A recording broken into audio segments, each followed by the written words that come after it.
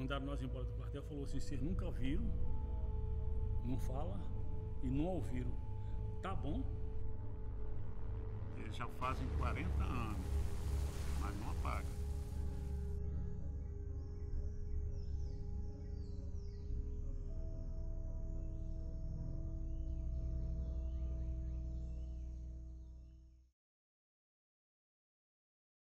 Quando a revolta, o ódio e a tortura são transformados em combustível, o que se pode esperar?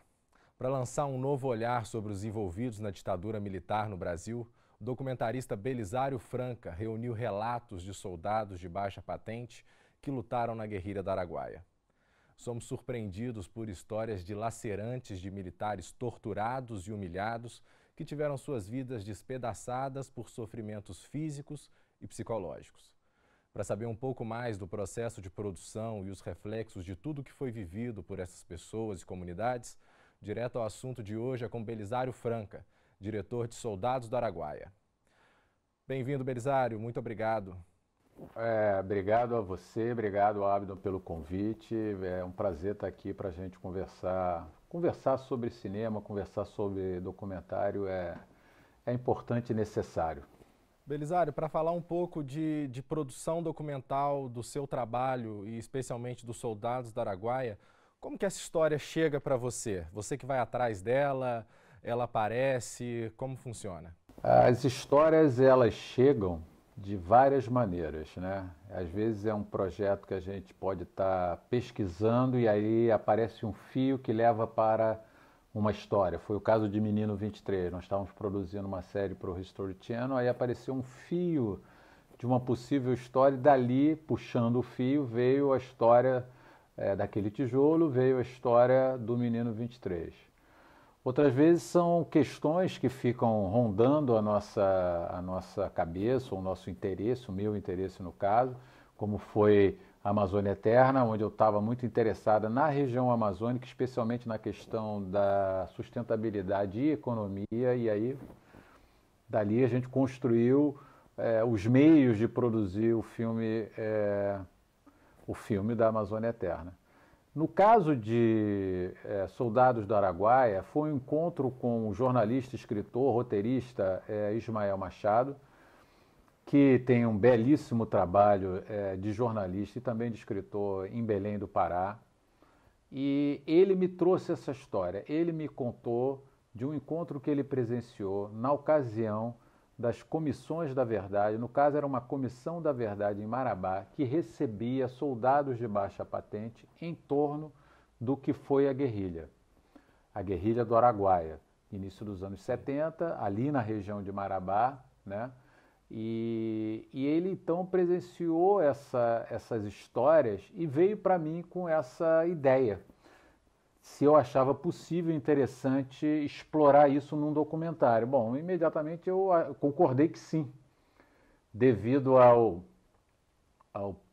que estava colocado ali, né? O que estava colocado ali era uma questão muito interessante. Eram jovens amazônidas, ribeirinhos, bem dentro daquela cultura de subsistência, filhos de famílias que viviam da subsistência ou da pesca ou da própria agricultura, e que diante da guerrilha, diante do exército convocando-os para estarem ali na frente de batalha, se viram totalmente envolvidos numa guerra muito suja e ao qual eles não foram nada preparados.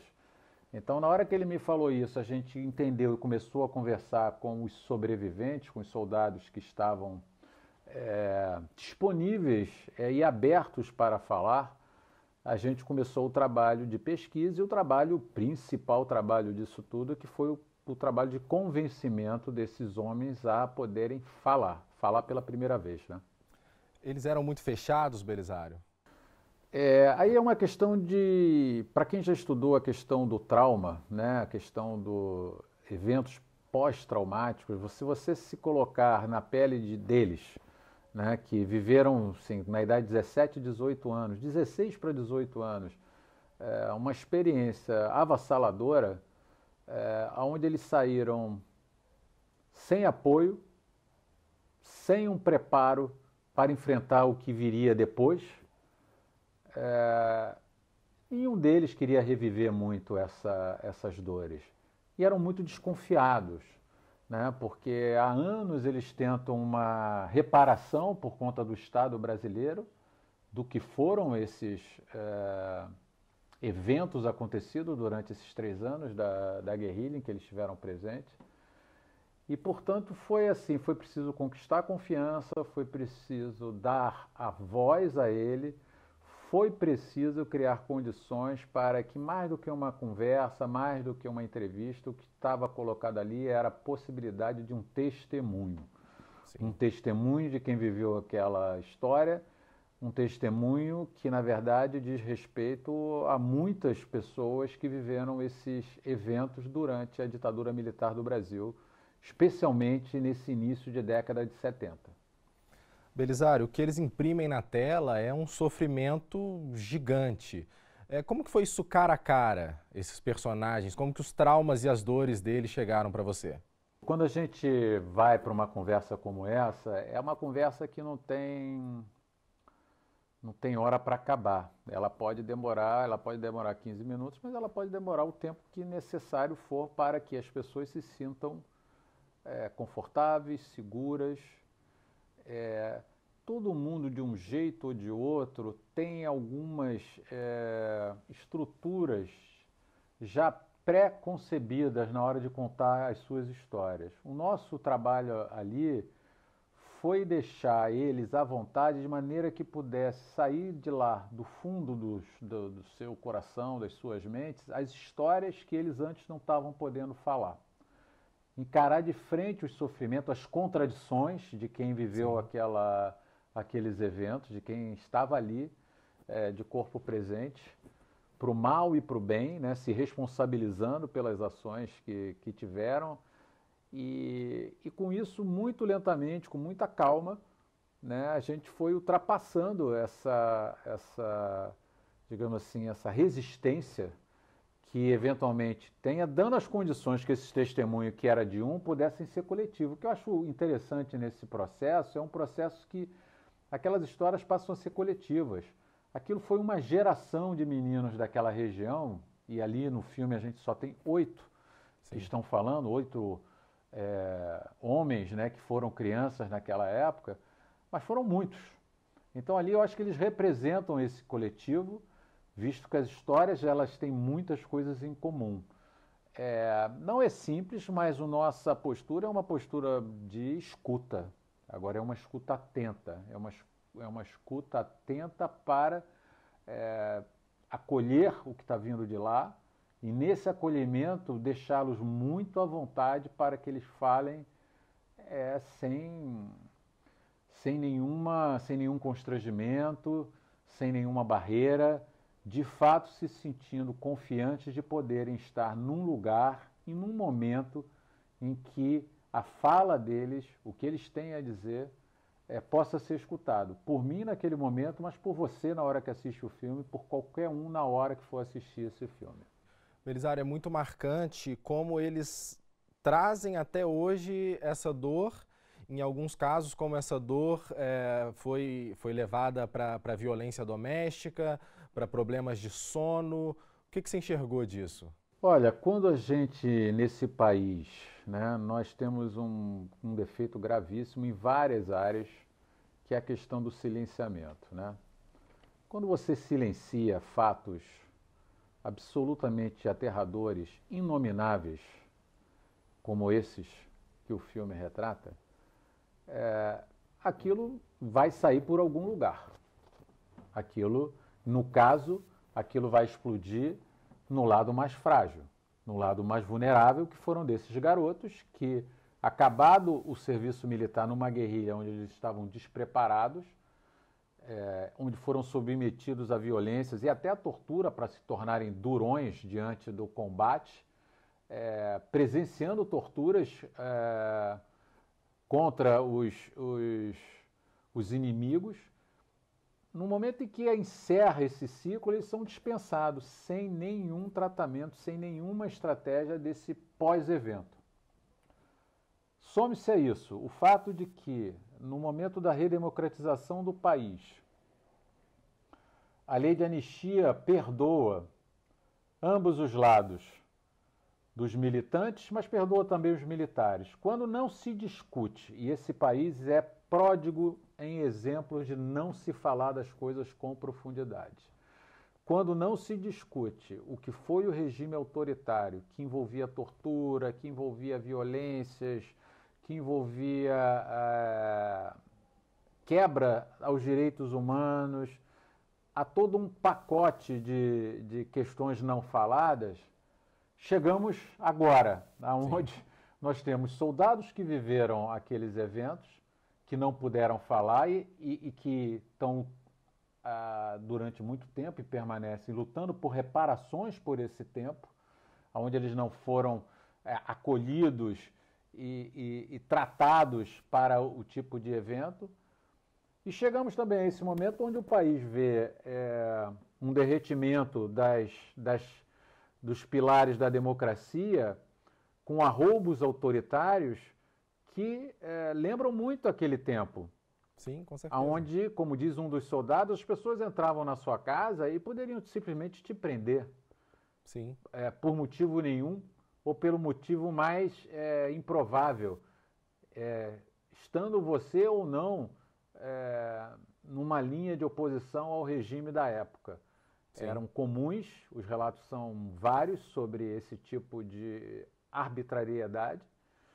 Então, assim, não me causa surpresa, porque essa característica brasileira de ter feito essa lei da anistia desta maneira permite que ela foi incompleta. A gente ainda tem que fazer isso. Tanto é que essa comissão da verdade, era uma comissão da verdade que revelou essa história. Revelou isso, né? Foi preciso se montar uma comissão da verdade para poder se trabalhar essa questão, né? Questão essa que incomodou muita gente, porque é uma questão de fato dolorida, mas pessoalmente eu sou a favor de que a gente encare os nossos problemas e ele vai doer, ele vai incomodar um a outro, ele vai trazer trauma, ele vai trazer dor, mas é talvez aí que a gente tem uma chance de curar, né?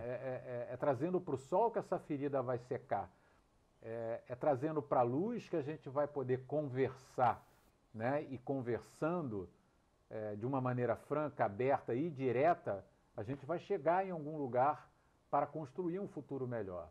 Simplesmente silenciar, as consequências elas podem ser as piores possíveis. No caso dos garotos, é isso que você acabou de descrever. Não foram poucos os traumas e as mazelas que eles passaram depois dessa experiência. Sim. Um povo, um país que é raso na sua história, dificilmente não vai ser raso no seu futuro, né? E por isso que o trabalho de documentação e essa documentação cinematográfica é tão importante. E entrando um pouco no silenciamento, Soldados do Araguaia é o segundo filme da sua trilogia do silenciamento, não é isso? Sim, o que aconteceu na última década, em contato com a história do Menino 23, que conta aquela história de garotos que foram deslocados do orfanato Romão Duarte, no Rio de Janeiro, para viver em regime de escravos no interior do estado de São Paulo, na década de 30, diante desse fato, que era um fato tão escandaloso, tão inominável, e a gente via, né, uma elite política, religiosa, econômica envolvida naquela ação, e também do governo, porque foi um juiz de menor que autorizou aquela saída das crianças. Quando você vê essas camadas todas em função de uma barbaridade contra crianças, aquilo começou a me chamar a atenção sobre as tantas histórias que esse país trabalha com afinco, né? Não trabalha pouco não, com afinco para silenciar. Paralelamente, enquanto nós estávamos produzindo o Menino 23, já adiantado, apareceu a história dos Soldados do Araguaia. E o que acontece quando eu vou ao Pará, ainda durante a pesquisa, e descubro né? Fui assistir a um Círio do Nazaré, que é um evento absolutamente incrível, e a gente viu que ali tinha uma linha muito interessante, a relação da fé com a questão carcerária, e durante 4 anos a gente seguiu a vida de 4 presos nessa luta pela liberdade e especialmente pela justiça, porque a gente vai descobrir no filme que a justiça é muito ausente. E aí a gente conta essa história, que é mais um silenciamento. A nossa sociedade pouco quer saber do que acontece no nosso sistema carcerário, pouco quer saber. Exatamente. Belisário, vou chamar o intervalo, daqui a pouco a gente volta no Direto ao Assunto. Direto ao Assunto de volta com o documentarista Belisário Franca, falando dos soldados do Araguaia. Belisário, após a produção do documentário, a sua relação com o tema com certeza ganhou uma proporção muito maior e uma perspectiva nova. Por meio disso, qual que é a sua opinião sobre os impactos que a ditadura causou na vida dos brasileiros? Olha, qualquer regime autoritário ele não é bom para uma sociedade que se pretende se constituir enquanto responsável pelo seu destino, né? O que a gente vê hoje no Brasil foi uma falta de uma reflexão maior do que foram aqueles momentos. Já falei aqui sobre a questão da anistia, né? De que a lei da anistia, ela, na minha opinião, ela foi insuficiente. Talvez ela tenha sido possível a ser feito naquela época. Mas eu posso dar alguns exemplos de como, por exemplo, o Chile fez isso, que até hoje a sociedade chilena ainda discute, mas discutiu muito na ocasião, né? A Argentina nem se fala, porque as Mães de Maio, logo que começou a ditadura militar, já estavam na praça, já estavam reclamando, já estavam botando a boca no trombone. E a ditadura militar argentina, quando terminada, os generais, ou os responsáveis por ela, tiveram que assumir as suas responsabilidades. Outro exemplo também, que é um exemplo muito interessante, é a questão do apartheid, né? No momento em que Nelson Mandela é eleito presidente, é feito todo um trabalho que durou anos, né? De discussões públicas, e que, na verdade, foi uma verdadeira catarse da sociedade em função do que foram aqueles anos de apartheid, onde violências foram perpetradas contra muitos, mas aquilo não ficou escondido, aquilo não ficou silenciado, aquilo veio à tona. E quando as coisas são faladas, discutidas, você pode até não concordar, é bom que não concorde, que o outro tenha outra opinião, mas não falar é o pior que pode acontecer. Então, foram alguns exemplos, né? No Uruguai também se discutiu isso, né? Abertamente, né? Sobre o que foram aqueles anos, né? Essas sociedades não tiveram temores de encarar o fato de que, sim, vivemos sobre um regime autoritário, que, sim, torturou gente, que, sim, criou um monte de arbitrariedades e, portanto, vamos falar sobre isso. Sim. E, se falando sobre isso, as coisas ganharam uma outra dimensão. O Brasil trabalhou pouco em relação a isso. A gente vê hoje, no nosso dia a dia, reflexos do que foi esse silenciamento e do que foi uma discussão incompleta sobre o que foram aqueles 21 anos, sobre um regime não democrático, um regime ditatorial, um regime arbitrário. Belisário, enquanto um documentarista que trabalha a história do passado, se fosse para fazer um filme de hoje, do que está acontecendo hoje, qual seria esse quadro? Fazer um filme hoje é sempre muito complicado. Você estar no calor dos eventos é sempre muito complicado, porque a nossa visão ela é sempre parcial. Se você se distancia no tempo e no espaço também, do lugar onde você está querendo observar, você tem uma perspectiva melhor. Hoje a gente repara, e não é uma exclusividade brasileira, né, a última década, né, de 2008 para cá, quando teve, né, o evento do subprime nos Estados Unidos, que derramou para o mundo inteiro, houve uma queda enorme econômica em vários países, a gente começou a observar algumas, o nascimento, não o nascimento não é exato, mas o crescimento de visões mais autoritárias e que ganharam corpo. Ganharam corpo nas Filipinas, ganharam corpo na Hungria, a Turquia, que o Erdogan já estava lá, mas ele ficou mais ditatorial. Tentativas foram feitas no próprio Chávez, depois Maduro na Venezuela, também a coisa endureceu. Então, assim, não é uma exclusividade do Brasil. A questão do Trump, a questão do Brexit, tudo isso tem uma raiz em comum que chama-se o derretimento dos pilares da democracia, e que é grave. Né? É uma questão muito grave, que hoje em dia você já vê uma discussão vindo de outro lugar, né? Ou seja, é preciso reforçar isso, do contrário, teremos consequências para gerações futuras, já que a gente fala, já que você mencionou a questão de futuro. E o Brasil, infelizmente, né, de 2013 para cá, foi vendo paulatinamente um discurso extremamente mais conservador, em todos os sentidos, num sentido inclusive de perda de liberdade, de censura. Né? Hoje em dia a gente tem ouvido falar de censura de uma maneira muito direta, especialmente na área de produção de conhecimento, que é Sim. nas universidades, nas artes e na educação. Então a gente viu esse derretimento, que no Brasil é a característica desse governo atual. Esse derretimento dos pilares da democracia tem consequências. Então, eu acho que, paralelamente a isso, estou pensando aqui agora como documentarista, a gente vive a tempestade perfeita, né? Porque é uma turma negacionista que tempestade, assim, né? Junta com fake news, a gente ouve barbaridades cotidianas, né?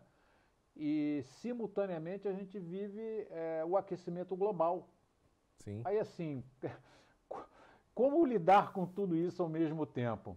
É preciso muita tranquilidade, muita calma e muita firmeza para seguir em frente, porque não dá para ser de outra maneira, porque são muitas pressões vindas de vários lados, né? E algumas que parecem incontornáveis. Mas toda montanha tem um caminho, né? Vai ser mais difícil você escalar por aqui, por ali, mas você vai contornando, vai dando um passo, outro passo, e em algum momento você chega. Belisário, já sei que no seu line-up vem aí um filme com o presidente Fernando Henrique, tem uma série. O que mais que tem por aí? Bom, temos vários projetos em andamento. Temos uma série aí com o professor Sidney Aguilar, que foi o nosso parceiro no Menino 23. A série chama-se Inconveniências Históricas, né? A gente se debruça sobre várias outras inconveniências que o Brasil tem na sua história, né? Que vai desde a maioridade e minoridade de Dom Pedro II, a questão da própria revolta da vacina, a revolta da chibata, a questão das mulheres no início do século XX e toda uma série de aberrações ligadas aos direitos das mulheres no Brasil.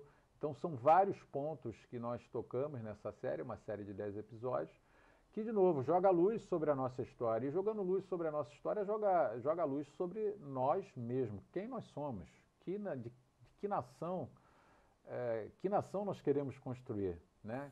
Qual é a matéria-prima de que é feita a civilização brasileira? É um pouco essa investigação que a gente se propõe. Algumas notícias não são nada boas, nós temos lados extremamente obscuros e sombrios, mas para justamente melhorar esses lados sombrios é preciso olhá-los. Não olhando, não vai rolar. Eles continuarão sombrios, eles continuarão de difícil controle e, eventualmente, eles explodem, né? Eles eclodem em situações como alguma das que a gente está vivendo hoje. Sim, e fazendo gancho, o professor Sidney vai estar aqui no próximo Direto ao Assunto falando sobre nazismo, fascismo e integralismo e como isso chegou até os dias de hoje. Mas fala um pouco do presidente improvável, Belisário. O presidente improvável, na verdade, ele é uma trajetória desse homem, esse intelectual, um intelectual que virou político, onde claramente a gente vê, são 90 anos, né? E acontece uma coisa muito interessante, Abdon. Você está com 30 e poucos, né? Sim. Repare, a montadora desse filme tem a tua idade, mais ou menos a tua idade. Ela ficou com o queixo caído, porque ela não conhecia a história do Brasil dos anos 40 para cá, na maneira como o filme mostra e na maneira como o Fernando Henrique, direta e indiretamente, participou de vários desses eventos. Ora como apenas um estudante, ora como, aí sim, já dentro da universidade e depois do lado de fora, aí durante a ditadura militar, ali na luta da democratização, numa estratégia muito própria, que não tinha nada a ver com os grupos que optaram pela guerrilha, e depois durante a democratização do país, ou seja, 90 anos, né, é o que o presidente completou esse ano. A gente tem ali um marco da construção da democracia brasileira, com problemas, com momentos de altos e baixos, através do olhar dele, né? E é um filme que é todo baseado em diálogos, são diálogos que acontecem no filme. A gente convidados ainda excepcionais, né? Trabalho a ser feito. Sim, a gente teve a felicidade de contar com Bill Clinton, Alan Turenne, o Manuel Castells, o próprio presidente Ricardo Lagos do Chile, que tem uma história muito correlata do presidente Fernando Henrique, foram companheiros naquele momento, tanto da ditadura chilena quanto militar, e se ajudaram mutuamente, né? Aqui também dos convidados brasileiros, Gilberto Gil, Pedro Malan, e outros, né? A Maria Hermínia, espetacular também na sua visão, né, sociológica do mundo. Enfim, a gente teve a oportunidade, eu diria que é uma aula magna de democracia brasileira, escutar as histórias sobre a perspectiva do presidente Fernando Henrique. E óbvio, como todo homem tem seus momentos de baixa, seus momentos de reflexão do que poderia ter feito melhor, o que não poderia ter feito melhor. E eu acho, e o que eu estava te dizendo, assim, a minha equipe que filmou o projeto era toda em torno de 30 anos, a equipe que montou e fez pesquisa de mais de 40 menos. Eles ficaram com o queixo caído de assistir isso, porque eles não sabiam de muito dos fatos que são contados ali, né? Porque é uma geração que viveu a maior parte da sua vida debaixo do melhor da democracia brasileira, que foram os últimos 30 anos. Essa jovem assim, democracia. Não tiveram uma ideia do que é a jovem, super jovem democracia. Então, quem hoje está muito chocado com tudo isso, com toda razão, tem uma compreensão de um arco de tempo, desses movimentos de sobe e desce. E eu acho que esse filme pode ser uma boa visão, né, do que foi a história do Brasil, especialmente com um protagonista como ele. Você vai voltar para a gente conversar um pouco sobre esse filme, Belisário? Ansioso. Belisário, muito obrigado pela sua presença aqui no Direto ao Assunto. Um grande abraço, continua com esse trabalho incrível. Não, obrigado a vocês, estou à disposição para a gente conversar quando você precisar e sucesso aí no programa e sucesso aí na TV Diversa. Direto ao Assunto fica por aqui, te espero na próxima sexta-feira, às 8 horas da noite, aqui na Diversa. Um abraço.